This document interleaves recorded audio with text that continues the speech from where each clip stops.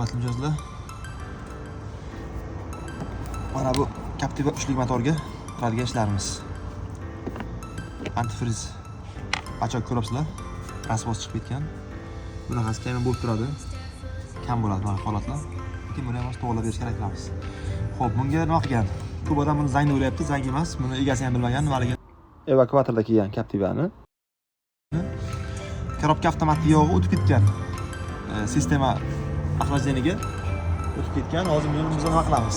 Polni sistemasini tozalab, radiatorlarni yangi qo'yib, hop, Captiva mana. Radiatorlarni yangi qo'yamiz. Undan keyin korobka avtomatikga antifriz o'tib ketgan. Uni ham polni tozalab, avtomat korobkalarni yuvib, birma-bir nima qilsak ko'rsatib boramiz. Xudo xolasa kuzatib boringlar. Ochib qo'yamiz Captiva'ning kranini. Ikkinchi chayqalishi uchun.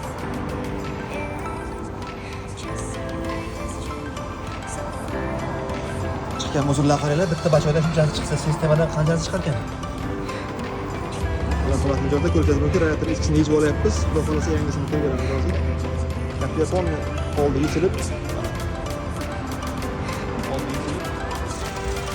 Üst yolu ko'rsangiz mumkin, suv aralash chiqadi, suv aralash. Qargan ko'pik bo'lib. Captiva shu motor. Fanton Dextron oldidan qo'yamiz. 15 litr. Ichi polni yuviladi. Tozalab korobkani qo'yib beramiz. Yangi radiatorni ko'rsangiz mumkin. Xo'p. O'zini lopslarni kelib, hozir olib bitta hozir yurgizib ko'ramiz. Ko'rishingiz mumkin, mana egasi haydab, spokойно chiqib ketdi.